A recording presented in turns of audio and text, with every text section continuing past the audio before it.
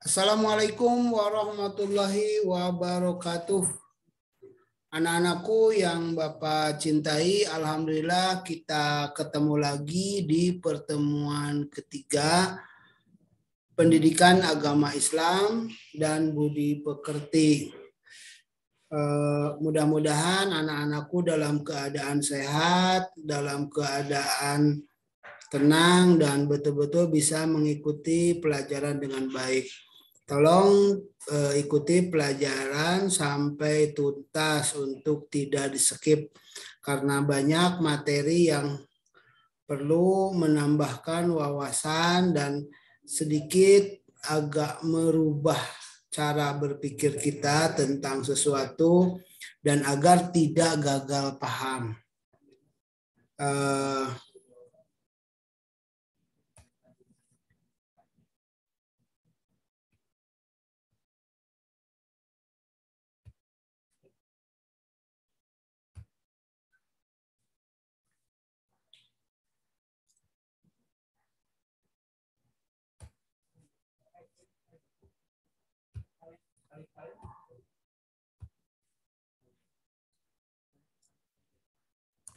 Ya, materi di pelajaran pertemuan ketiga itu temanya mengejawantahkan asma Allah. Jadi kita seringkali belajar dari kecil tentang asma Allah. Apa itu asma? Asma itu bentuk jama dari isim, artinya nama. Dan kalau kita lihat di terjemahan bahasa Inggris, itu atribut. Sebutan sesuatu terhadap sesuatu. Ketika kita mendengar kata Ibu kita Kartini harum namanya, Ibu Kartini namanya bukan harum. Tetapi dari kinerja, dari ide, dari pemikiran, itu membuat dirinya harum. Membuat dirinya terkenal di mana-mana. Dan untuk sedikit ilustrasi tentang asma Allah, bahwa Allah mempunyai karakter atau mempunyai perilaku dan mempunyai sifat yang harus kita aplikasikan dalam kehidupannya.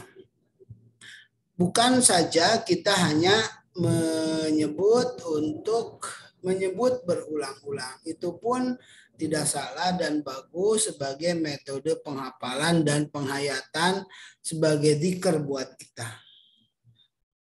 Anak-anakku yang Bapak cintai, kita ingat kembali pelajaran sebelumnya tentang perubahan karakter kita untuk selalu menerapkan akal, menerapkan etika, kemudian memunculkan rasa, dan menjaga perilaku dalam kehidupan sosial. Sebagai kita yang menganut agama fitrah, dan Al-Islam adalah agama fitrah. Jadi semua perbuatan yang kita lakukan itu akan diminta dipertanggungjawaban di hadapan Allah. Allah mengajarkan agama fitrah dan insya Allah kalau kita dengan tulus, dengan kesabaran, itu akan mampu menjalankan dengan baik dan kembali kepada Allah dengan kualitas jiwa yang baik pula. Dan itu memang yang akan dipanggil. Kita akan masuk ke materi yang kita akan sampaikan, yaitu mengejawantahkan asma Allah. Kita lihat tujuan yang akan dicapai. Setelah mengikuti proses pembelajaran, peserta didik dapat meyakini bahwa Allah Maha Mulia, Maha Mengamankan, Maha Memelihara, Maha Sempurna kekuatannya, Maha Penghimpun, Maha Adil, dan Maha Akhir.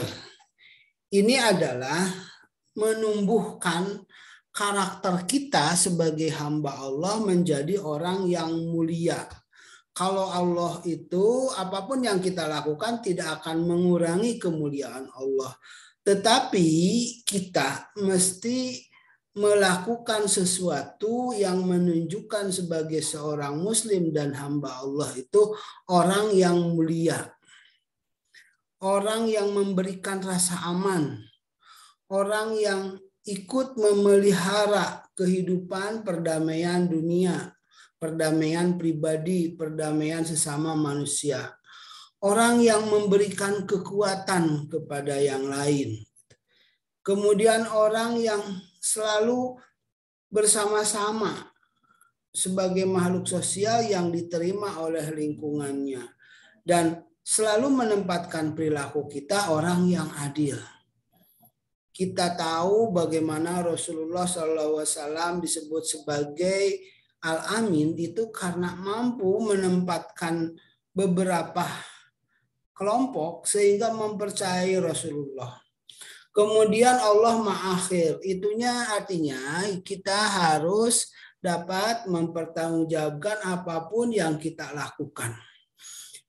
Kenapa Allah mempercayai Nabi Adam atau jenis spesies manusia untuk mengembangkan bumi ini sebagai suatu peradaban yang lebih bagus? Karena ada cerita yang dikomplain oleh para malaikat ketika Allah mengatakan akan menjadikan khalifah di muka bumi.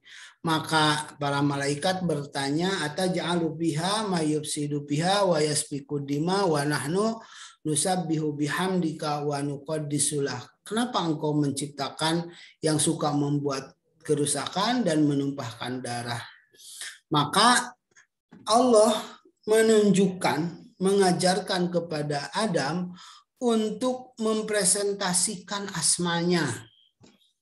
Ini mungkin yang saya ingin sampaikan pemahamannya, bahwa asma yang dimaksud di sana bukan berupa nama-nama benda, tetapi justru karena di sana isimnya isim ma'rifat itu kembali ke nama Allah. Jadi mempresentasikan karakter, mempresentasikan asma, mempresentasikan keluhuran Allah, ketinggian Allah, kesempurnaan Allah. Sehingga para malaikat tajum dan harus siap tunduk mengikuti apa yang telah dipresentasikan Nabi Adam itu. Kemudian tujuan berikutnya memiliki sikap keluhuran budi, kokoh dalam pendirian. Jadi intinya kita itu membangun karakter, mempunyai keluhuran budi seperti yang digambarkan oleh Allah sebagai yang Maha Rahman dan Maha Rahim. Kemudian punya kokoh pendirian, punya ketegasan, punya sikap. Kita tidak terombang-ambing. Memberi rasa aman, kemudian bertawakal adil sebagai implementasi pemahaman Asmaul Husna. Al-Karim, Al-Mu'min, Al-Wakil, Al-Matin, Al-Jami, Al-Adil, dan Al-Akhir. Kemudian menganalisis makna Al-Asmaul Husna, Al-Karim, dan seterusnya. Menyajikan hubungan makna maka Al-Asmaul Husna yang tadi. Sebagian para ulama menggambarkan bahwa Asmaul Husna adalah 99, ya, untuk tidak mempermasalahkan tentang jumlahnya, bahwa kita itu saja mengikuti apa yang sudah ada. Dan untuk apa yang kita pelajari ini sebetulnya untuk semua dipelajari, dipahami, dihafal, bagus. Tetapi sesuai dengan tuntutan kurikulum yang ada pada pertemuan ketiga ini adalah dalam hal-hal yang berikut. Kita akan memahami terlebih dahulu tentang al-asma itu, betapa kita tak boleh jauh dari Allah karena Allah Maha segalanya. Jadi perwujudan asma Allah itu selalu diingatkan kepada kita dalam bacaan-bacaan kita untuk diri kita terbiasa, termemori, selalu ingat. Yang pertama, kita sering dilatih untuk bertasbih. Subhanallah. Itu untuk selalu menjaga kesucian, bahwa diri kita itu menghindari segala noda. Emang manusia tidak akan sebersih para malaikat, tetapi proses yang ditempuh adalah untuk mencapai kesucian itu. Suci artinya tidak terlalu error, tidak ada sesuatu yang masuk dari luar, harus memurnikan konsepnya apa yang disampaikan oleh Allah.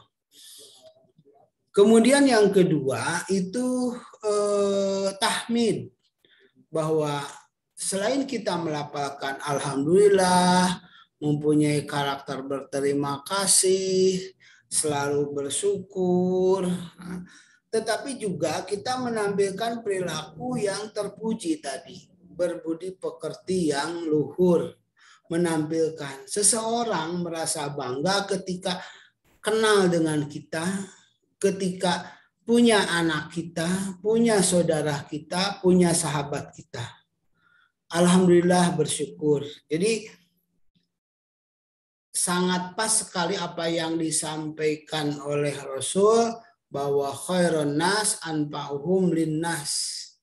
Sebaik-baik manusia itu yang bermanfaat bagi manusia. Artinya seseorang disyukuri oleh orang lain. Jadi kalau ada terima kasih ya atas bantuan yang kita lakukan. Kemudian yang ketiga adalah takbir keagungan Allah. Kita baru saja melaksanakan Idul Adha dan sebelumnya Idul Fitri, di sana terkumandang di seluruh dunia takbir. Itu adalah ritual yang harus dan selalu kita lakukan. Tetapi dalam aspek aplikasinya adalah kita menunjukkan kebesaran Allah dengan perilaku kita sebagai hambanya. Sehingga yang mengaku hamba yang lain merasa tertarik untuk menjadi hamba Allah pula. 3 komponen tasbih, tahmid, takbir itu teraplikasi atau terrealisasikan dalam 2 karakter yang Allah awal ajarkan kepada kita. Bismillahirrahmanirrahim. Dengan nama Allah atau atas nama Allah, dengan asma Allah yang tadi yang mempunyai sifat Ar-Rahman Ar-Rahim, penyayang, pengasih.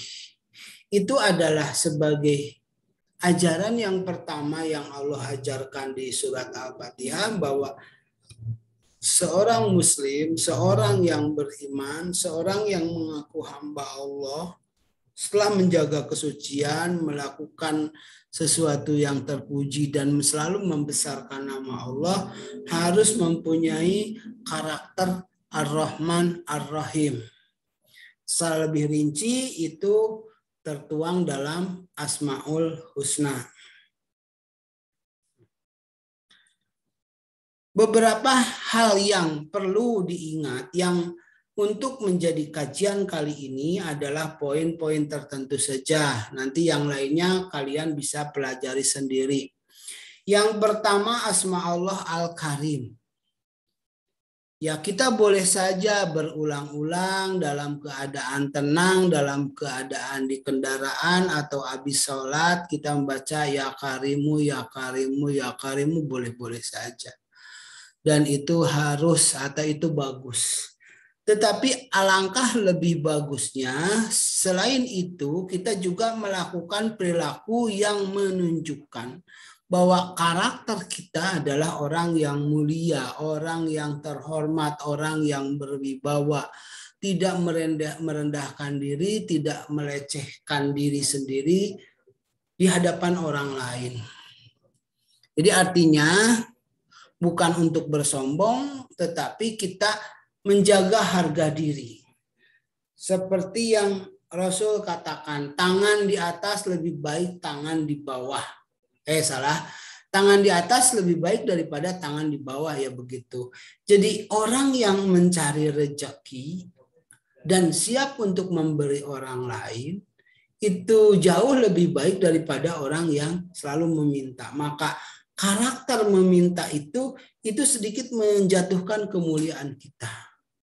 Kalau saja umat Islam mempunyai perilaku yang seperti ini, otomatis itu akan menunjukkan kemuliaan dirinya sekaligus mengejawantahkan kemuliaan Allah. Sehingga orang alhamdulillah, sehingga orang takjub takbir Allahu Akbar, ada orang yang seperti itu. Dan itu otomatis harus diupayakan dengan berjuang menjadi orang yang mempunyai yang terbaik dulu. Jadi di latar belakang kesabaran, kerja keras, akhirnya jadi orang yang mampu memberi sehingga tampil mempunyai karakter Al-Karim. Kemudian yang berikutnya Al-Mu'min. Al-Mu'min itu yang memberi rasa aman. Bapak ingin memberikan ilustrasi sedikit ketika pengantin Jawa atau pengantin Sunda, di pengantin laki-lakinya di belakangnya biasanya disediakan senjata. Senjata itu disimbolkan bukan untuk menakut-nakuti istrinya, tapi untuk menampilkan wibawa dan memberikan rasa aman. Ya mungkin contohnya, tenanglah istriku, aku bawa senjata. Gitu.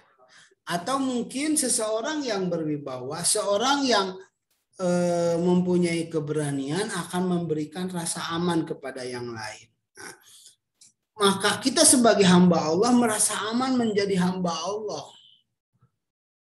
Karena Allah Al-Mu'min, Maha pemberi rasa aman.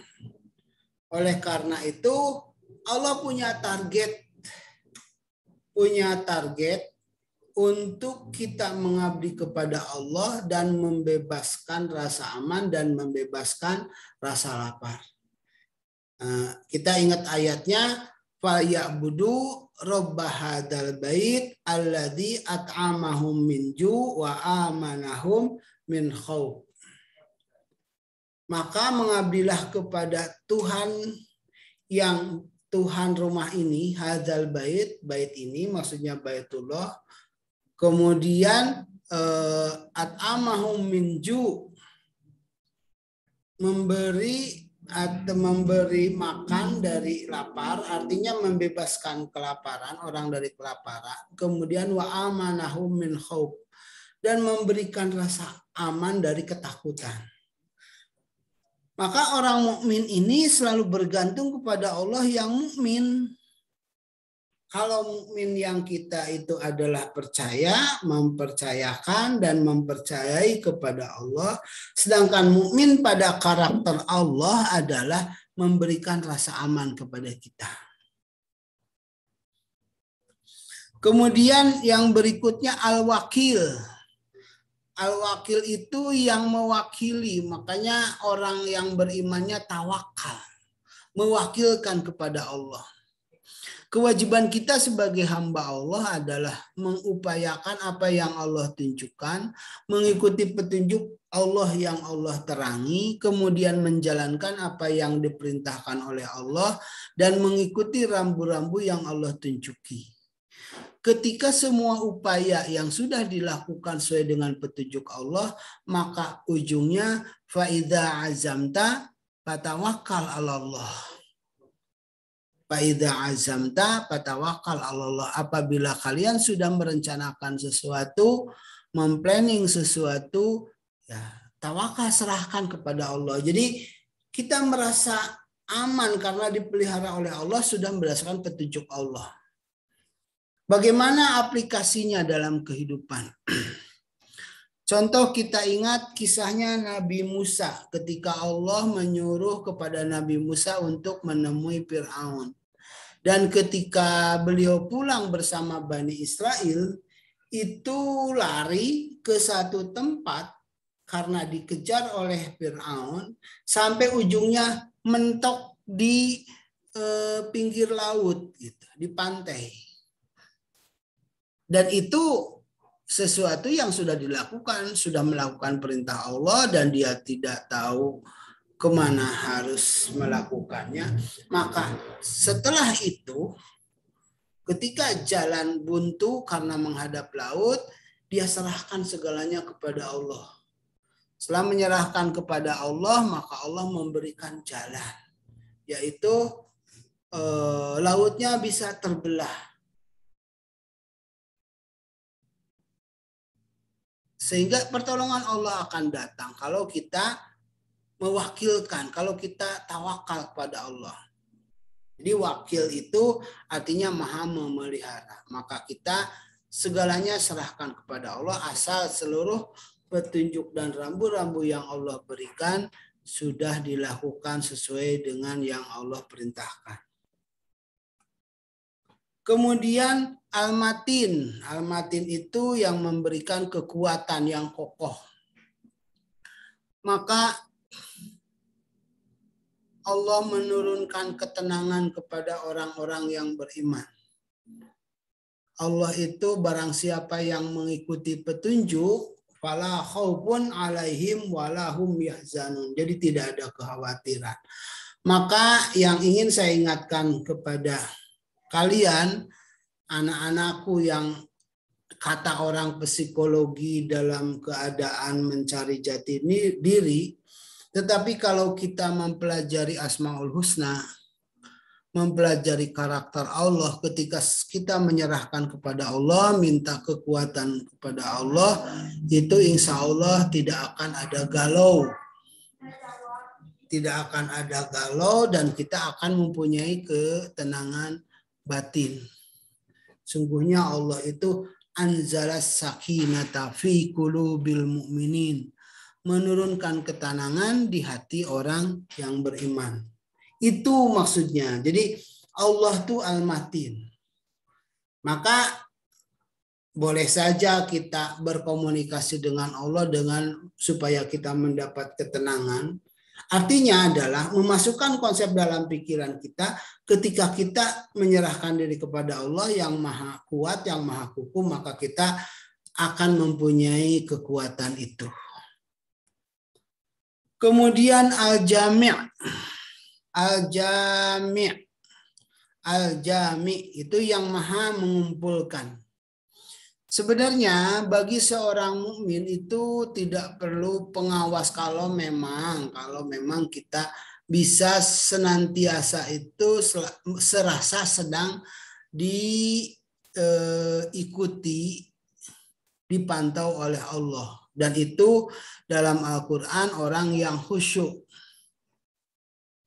Orang yang khusyuk itu meyakini bahwa dirinya itu dipantau oleh Allah, dimulaku, kemudian juga akan kembali kepada Allah.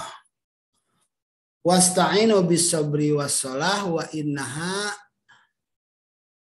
lakabiratun illa 'alal khasi'in. Nah, al-khasi'in orang yang alladzina yadunnuna annahum mulaqu rabbihim. Orang yang sadar bahwa dia selalu dipantau oleh Tuhannya. Wa annahum ilaihi raji'un, dan dia sadar bahwa dia akan kembali kepada Allah. Allah yang mengumpulkan. Maka dalam hidupnya itu akan senantiasa mengikuti petunjuk Allah. Jadi kita mengingatkan diri kita harus selalu membaca Al-Jami'.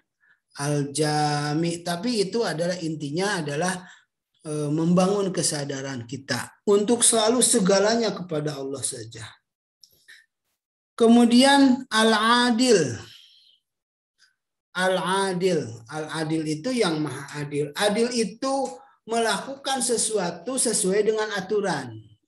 Di dalam Al-Quran ada dua kata yang diterjemahkan adil. Yang pertama adil, yang kedua qisti. Nah, apa yang dimaksud adil? Adil itu sesuai dengan tata aturan dan ketentuan. Jadi kita tanpa melihat apapun aturannya harus begitu. Tetapi Allah juga menyuruh bil qisti sesuai dengan fenomena yang ada sehingga terjadi suatu keseimbangan. Nah, dalam konsep segalanya kepada Allah, kalau saja kita mengikuti aturan, dengan segalanya akan kembali kepada Allah dan Allah maha mengumpulkan al-jami yang tadi, maka rasa adil itu akan dirasa oleh semua orang. Jadi apapun kita, apakah jadi siswa, adil kepada dirinya sendiri, adil dalam mengatur waktu, adil dengan menghargai orang tua, hadir menyayangi orang yang ada di bawah kita, dan seterusnya. Maka al-adil adalah bagian yang harus diaplikasikan oleh diri kita dalam kehidupan sehari-hari. Sehingga orang yang berhubungan dengan kita secara sosial akan merasa diperlakukan sesuai dengan apa yang Allah tunjukkan. Kemudian al-akhir, ending gitu. Kalau kita membaca atau menonton sebuah cerita, pasti yang diinginkan adalah happy ending, kebahagiaan di akhir. Maka orientasi kesuksesan di akhir dalam segala aspek kehidupan ini harus menjadi prioritas kita semua. Kalian ingin di akhir nilainya bagus. Kalian ingin lulus, itu akhirnya bagus. Dan ujung-ujungnya al-akhir di sini adalah akhir ketika bertemu dengan Allah. Akhir di sini adalah kebahagiaan di akhirat. Walal akhiratu khairul laka minal ula. Sungguh hari akhir atau nanti kehidupan akhir itu lebih baik daripada kehidupan hari ini. Jadi orientasi yang kita prioritaskan adalah al-akhir. Kembali kepada awal bahwa semua itu berkumul pada dua sifat yang ada, Ar-Rahman dan Ar-Rahim. Ar-Rahman Maha Penyayang, Ar-Rahim Maha Pengasih. Nah, jadi anak-anakku yang harus kalian pelajari dalam kesempatan ini, kita akan ulang, nanti kalian baca ulang dan kemudian disalin serta diterjemahkan. Yang pertama, Al-Karim. Al-Karim. Nanti kalian ulang lagi. Al-Karim artinya yang maha mulia. Kemudian Al-Mu'min, yang maha pemberi keamanan atau pemberi rasa aman. Al-Mu'min. Kemudian Al-Wakil. Al-Wakil. Al-Wakil yang maha memelihara. Kemudian Al-Matin, yang maha kukuh, yang maha kuat, yang memberikan kekuatan kepada kita. Al-Matin. Al-Jami', yang mengumpulkan. Yang mengumpulkan. Jadi kalau kita banyak membaca tetapi kita susah untuk terhimpun dalam pikiran kita, yakinlah bahwa Allah adalah Al-Jami'. Al-Jami', yang maha mengumpulkan. Kemudian Al-Adil. Al-Adil. Al-Adil, yang maha adil. Kemudian Al-Akhir. Al-Akhir. Dan yang saya ingatkan ulang adalah yang Ar-Rahman dan Ar-Rahim. Ini untuk mengejawantahkan asma Allah yang tadi, saya kutip maknanya saja sebuah hadis Nabi, cintailah yang ada di bumi, maka yang ada di langit akan mencintaimu. Artinya, berbuatlah kebaikan, jangan khawatir kebaikan yang kita lakukan akan dibalas oleh Allah. Anak-anakku, nanti silakan pelajari dan ini bisa diputar ulang, makanya untuk ditonton sepenuhnya dan apabila ada yang belum hafal silakan diputar ulang. Itu saja barangkali yang Bapak bisa sampaikan. Mudah-mudahan pertemuan ketiga ini dapat memberikan pelajaran dan membangun karakter saya, kalian, dan siapapun yang mendengar atau memperhatikan membuka video ini bisa yang lebih baik sebagaimana yang Allah ajarkan melalui Asmaul Husna-Nya. Billahi bisabil haq. Assalamualaikum warahmatullahi wabarakatuh.